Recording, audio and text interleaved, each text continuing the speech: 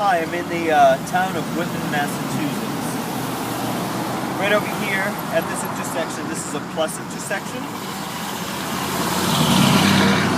Standing behind me, running north and south, traffic is moving right now. This is north, this is south.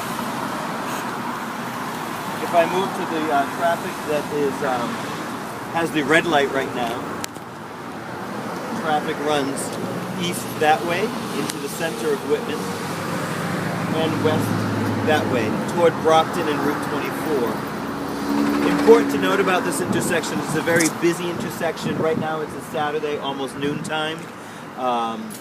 It's very busy during the weekdays, and rush hours also very busy. Route 18 running north and south again. North heads to Boston and busy cities south of Boston. Running toward the west on Route 27 here at the intersection. Running west, you would head to Brockton, Massachusetts, and also Route 24, which is a busy roadway heading toward areas like Providence, Rhode Island, leading to that way, and also south toward Cape Cod. Looking toward this way, traffic moving east right now is heading toward the center of town in Whitman, Massachusetts. I'm going to move away from the video camera right now, and we're just going to analyze the intersection a little bit as it moves. And I'm going to talk about things that factors that make the intersection difficult. First of all, it's a very large open area, as you can see. Traffic sounds can be masked. There are some bushes behind us. It's an empty lot, but there are bushes behind us. So some of the traffic off to our left coming from the east direction would be difficult to hear. Also, the Route 18 speed limit, traffic that's moving right in front of us right now, is about 40 miles per hour, but as you can see, traffic moves quickly through the intersection. They really should slow down as they approach the intersection, but that doesn't always happen. Route 27, moving right now on a green light, is a little slower. It's actually 30 miles per hour, but as they approach the intersection, you'll see that they move at a pretty good clip as well. Again, the streets are very wide. You have a 2-car width in all lanes. It's a two-way street in both directions, but as you approach the intersection, there are 2 lanes in each direction. The inner lane coming from each direction would be turning left most likely. The outer lane can go straight or turn right.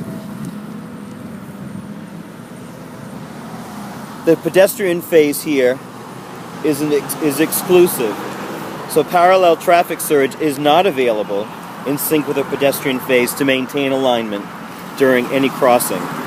And it's important to note, as we look over here, there is no APS. If we can move in, please. There's no APS signalization for pedestrians. You can see the signs here, but again, they're visual.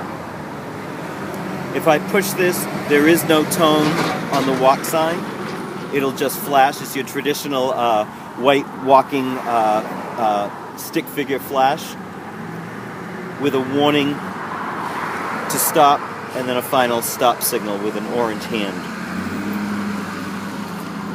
We're going to move back into the intersection again. We're going to hone in on traffic that is moving right now toward the west on Route 27. As you can see, there's a van in front of us, a tan van. And that is also taking a left. Most critical aspects of this actuated intersection, it is timed. Heading north and south is timed, so it may vary. It could be as little as 18 seconds I've timed about 10 trials, as little as 18 seconds up to almost a minute. In the other direction, it seems pretty fixed. It is about again, coming from the west here, there is a protected left for traffic approaching from the east to the south. That runs about 13 seconds total. and then the remainder of the phase, so traffic coming from the west where I'm pointing to, heading east, has an additional 30 seconds to move, okay? Once that protected green stops after the 13 seconds, again, it's a permissive left green only, and traffic from the east and west moves next. The other 3 streets are permissive lefts only. And it's important to note at all corners there is a no turn on red. If you can look across the way, you can see the sign that says no turn on red. It's a no turn right on red, that is. And that is at all corners.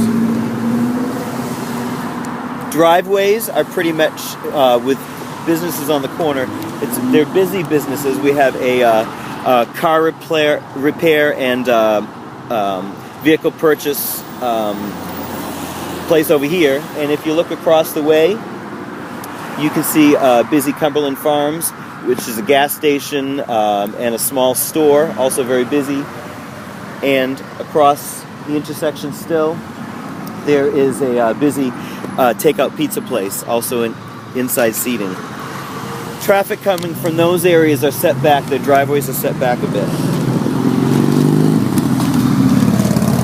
Now I'm going to discuss ways to safely cross. I've decided after analyzing the intersection, the best way to cross would be from this corner. As you can see, there are truncated domes that help to align you with the intersection. Obviously, you need to listen to traffic as it's moving, so you can align yourself with parallel traffic and traffic idling at the perpendicular street. My choice would be to cross counterclockwise from the northeast corner that we're standing on now over to the northwest corner, which is right over here. So if I'm coming from Whitman Center back there, I would want to be on this side of the street. If I were on that corner, on the northwest corner,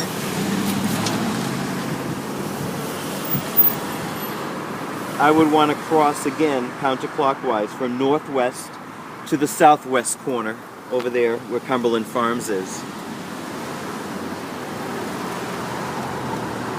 If I'm coming from the opposite side, where Cumberland Farms is, I would follow my preference to cross. The best way to cross, the safest, would be clockwise from the southwest corner of Cumberland Farms over to the northwest corner where this car dealership and repair place is. From the corner we're on right now, again, I would go from the northwest corner to this corner, which is the northeast corner. Okay, so from our view here, crossing would be best from this corner right now in a counterclockwise fashion if I needed to get to Cumberland Farms.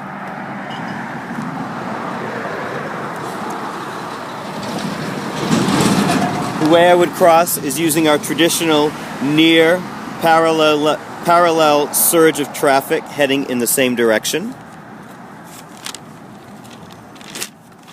The reason I would avoid crossing at the southeast corner that I'm pointing to, where Marcello's Pizza is, and also crossing from the, did I say southeast? I meant southeast corner at Marcello's. If I was crossing from there over to the southwest corner, you can see that permitted green can be a problem.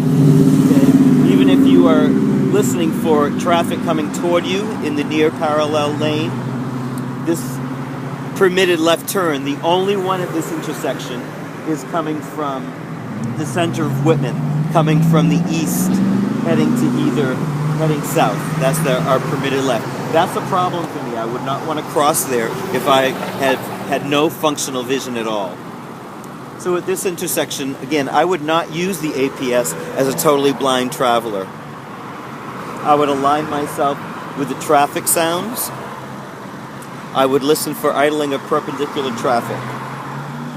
Some alternatives to that, if this was a very unfamiliar or if I was concerned about crossing a busy street, are to ask for assistance.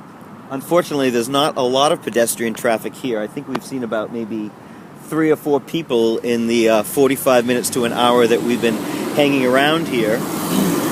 And so there's not a lot of assistance to ask. Other options would be to get transportation across from where you're coming from. Looking for a paratransit like the ride or a local taxi cab.